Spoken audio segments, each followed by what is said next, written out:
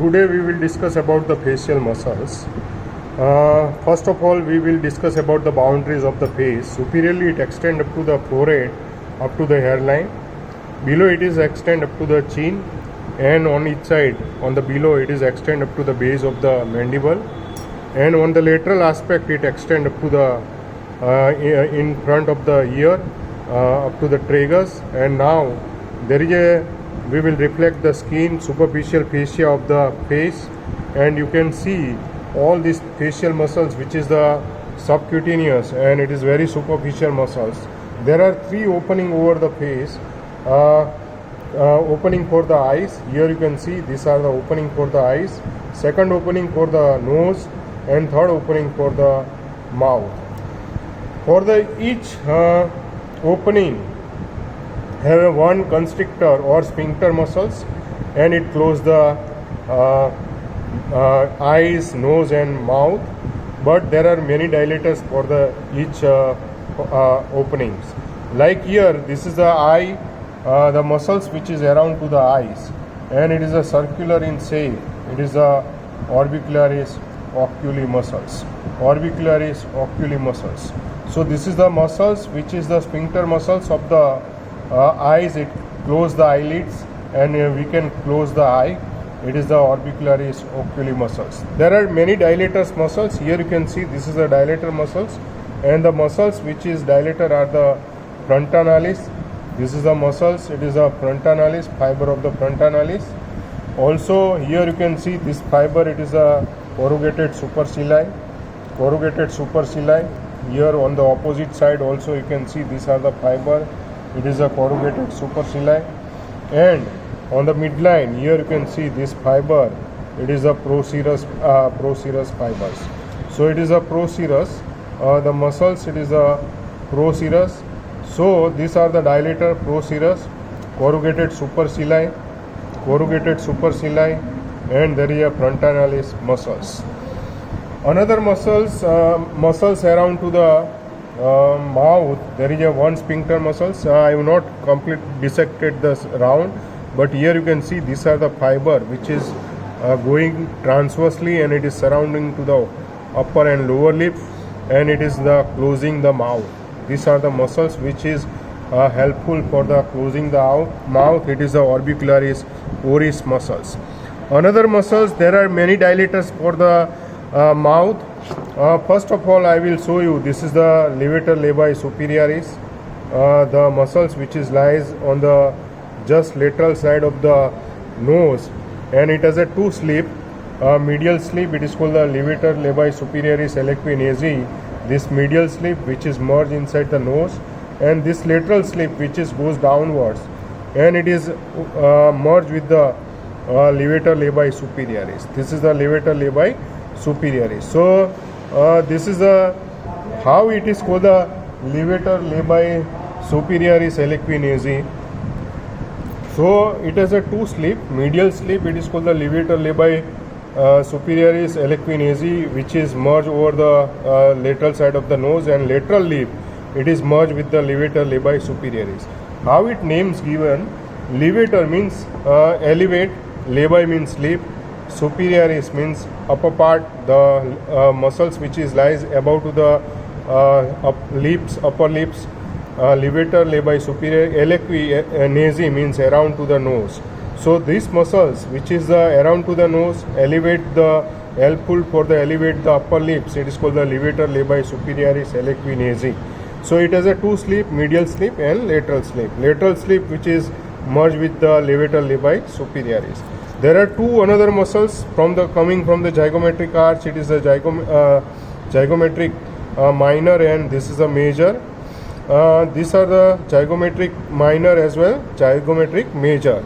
Here you can see this fiber which is goes from the angle of the mouth, and it goes downwards and medially on the.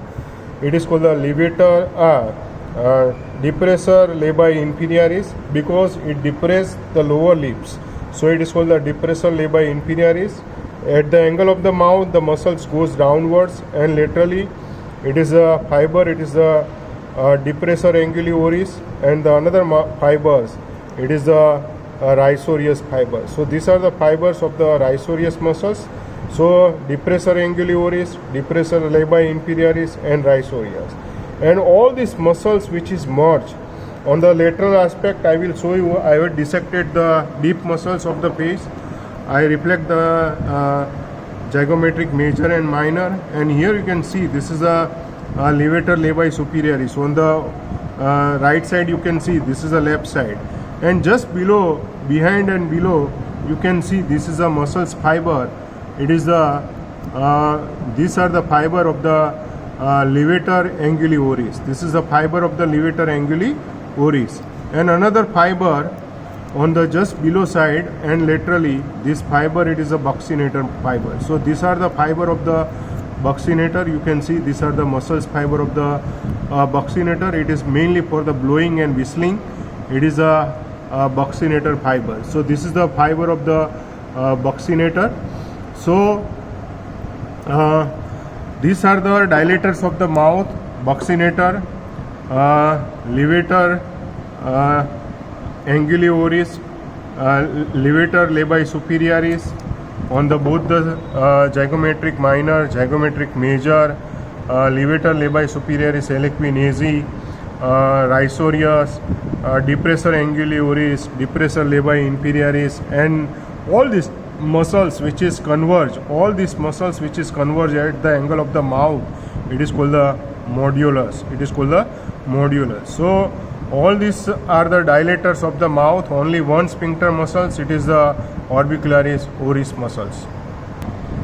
Now we will discuss about the muscle of the nose. This is the muscles of the nose which is compress the nose. It is the compressor nasi, or it is called the nasalis muscles. It is a transverse fiber and alar fiber.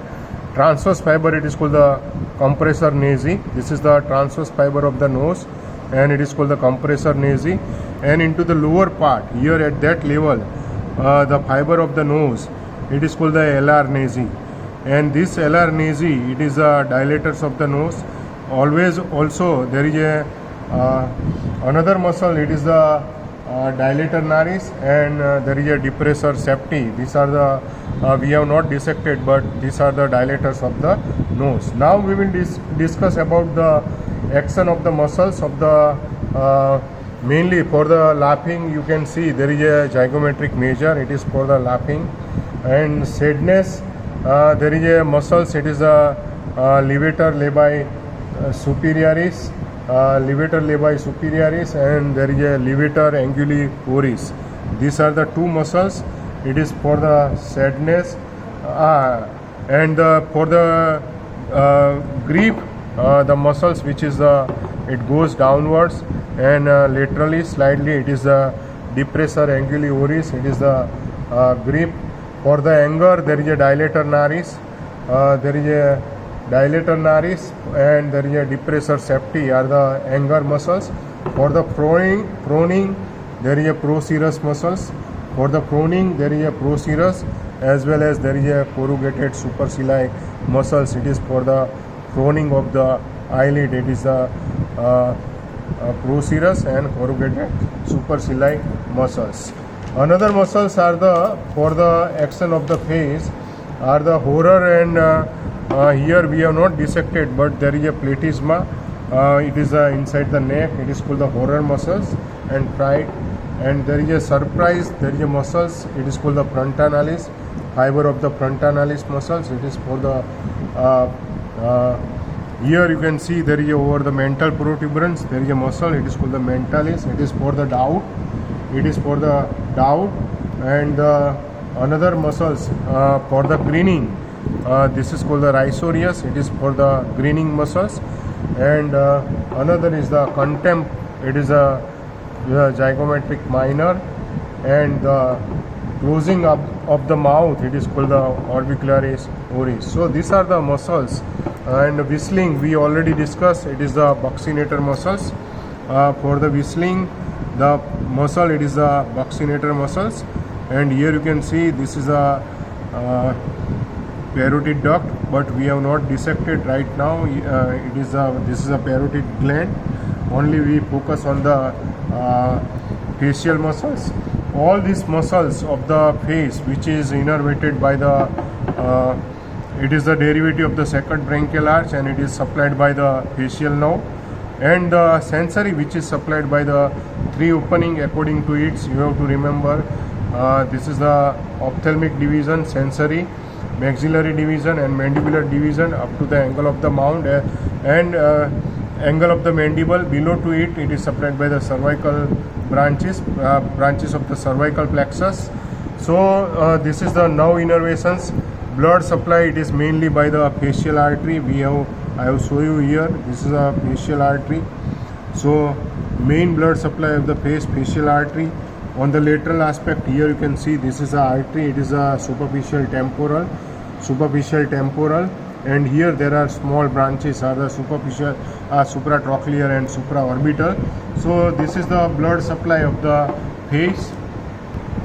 Vein of the face we have not dissected right now, but the supraorbital and supratrochlear, both the vein which is at the angle of the eye, medial angle of the eye, it makes the angular vein. This angular veins which is goes downwards, and here you can see this is the facial, then it becomes a facial vein. So but we have not dissected, and this facial vein which is the united with the deeply with the one vein, it is called the deep facial vein, and it makes the common facial vein. And this common facial vein which is open inside the internal jugular vein. Here there is a formations of the retromandibular vein, but we have not dissected. It is a deep vein inside the parotid gland, and it is formed by the superficial temporal vein and maxillary vein. It makes the retromandibular vein, anterior division and posterior division. Anterior division which is united with the anterior division of the retromandibular, which is united with the facial, and it makes a common facial vein, and then it is open inside the interjugular vein. Posterior division, which is on the back side, and posterior division of the retromandibular united with the posterior auricular vein, and it makes the external jugular vein, and it is open inside the subclavian vein. But we have not dissected here. Right now only we focusing on the facial muscles. And what is the facial palsy? Whenever there is a supranuclear lesions above to the facial nucleus lies inside the pons.